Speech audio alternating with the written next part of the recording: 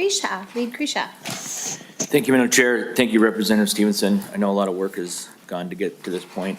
So a couple of things that I'll just speak and I'll just come out. I don't support the bill. We're very technical about this bill. We're very technical about the definitions, and we're very technical about the way we're handling conversations. And whenever we get to that level of argument, that means that there is a, and I'll just say it, there's a moral aversion to this. There's a moral and ethical aversion, and that's okay. Some people are still morally opposed to this. I'm one of them. I can go through the bill itself, but I'll tell you at the very base of my objection to this is I have a moral objection to this. Ethnically, I don't think this is the right thing to do. We're an education committee for that. We use the word impairment. Yes, I absolutely agree technically about detecting the levels of intoxication, but we're still using the word impairment.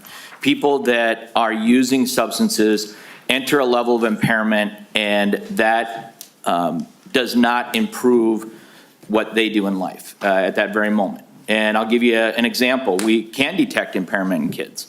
It's called dropouts and reading levels that are declined and brain damage. We can detect what impairment does. And so when I look at this, and Representative Stevenson, you start off with, your premise was Minnesotans are ready for this and prohibition is doing more harm than good. That's a great universal to the specific. I actually don't agree with that statement, that can be the statement that you carry through, but some adults want this and some adults find the criminalization of this undesirable. I understand that. But that doesn't mean all Minnesotans want this. And it doesn't mean that all kids are ready for this or that all schools are going to be ready for this. When I look at this specifically to the bill, first of all, we have a $36,000 appropriation to MDE with another one down the road. That's pithy money. I mean, for what the challenges these schools will be facing, and we have no school or school officials that I believe have come up and testified in opposition, but they will have opposition. They will have challenges. They will have things to face in this. And that little bit of money there it just isn't going to be enough. And it's a mandate. It's a mandate. I've been very open and honest about that we shouldn't be doing mandates. One thing that I'll take, and Madam Chair, I promise I'm not going to get off the topic, but I'm going to make a bit of an analogy because as I was thinking through and reading through this, and if you'll give me just a bit of latitude, Representative Stevenson, when I look at the section on this, and we talk about the specific things that have to be in the model effects, we're talking about the mental and physical health effects of cannabis. We're basically laying out many of the unintended and undesirable consequences that we believe that cannabis use can do. And I thought about this for a second, and this is where I promise I'm not going to go crazy, but the analogy that stuck in my mind, if we were to back up and think about the reading programs that were put into schools, and if we had written something like this to say, if we knew those unintended consequences, we wouldn't be having the incredible science of reading discussion we're having now.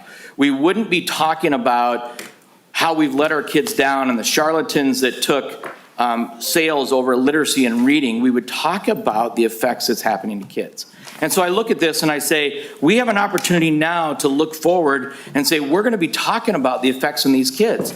We're going to be trying to fix that. I appreciate I appreciate the parental review side of this, and I hope that we take that further into all other curriculums that we put out there, but that's not enough. That's just not enough. We're preemptively looking at poison control. We're preemptively looking at packaging. We're preemptively looking at the effects on the brain development. That's what we're doing right now. And the conversations that I've had just this week with schools and law enforcement in my area. In fact, a gentleman put methamphetamines, laced fentanyl, into a cavity of his body, went into a prison, and 6 prisoners overdosed. 6.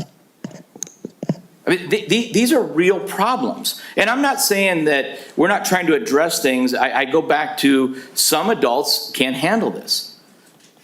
But and I knew many of those people in that, from former students and so forth. But imagine somebody put a substance in the cavity of their body to smuggle that into a prison, and then 6 people almost died. And thank goodness the sheriff's department was able to respond to that. This week alone, fentanyl, opioids, vaping, chronic addiction, broken families. And the one thing that I star here that I will take a moment and pause on, the incarceration that we know that breaks up families is absolutely detrimental. If we could handle the decriminalization of this, we should try. That incarceration rate and the way that disproportionately affects some demographics of our population is absolutely wrong. But this bill doesn't fix that. In fact, I think it's going to make it worse. We're talking about the word impairment, folks. We're in an education committee, and I will say this, because I know you have a lot to move on, and I'm pausing because every fiber of my body is screaming at me to come up with ways to get everybody in here to walk out of here and say, don't do this. Please don't do this. But we're about to. And Representative Vega, you can wave me off. That's fine. I get it. You can wave. But there are really, Kresha, we're not going to call out members' names at the table. Okay, like but please be respectful and wrap it up. I am trying to be respectful, which is Wrap it why, and I'll back up. If there's any committee where this should be stopped, it's the Education Committee. Because when we look at and fully realize the negative effects and how this will be most costly and carried on the shoulders of our kids, I can accept this passing through all the other committees, and I can see that. But in the Education Committee, this is the one where we should put our foot down and say, no. You have a whole section dealing with how this is going to affect education of the kids. Members, let's not do this.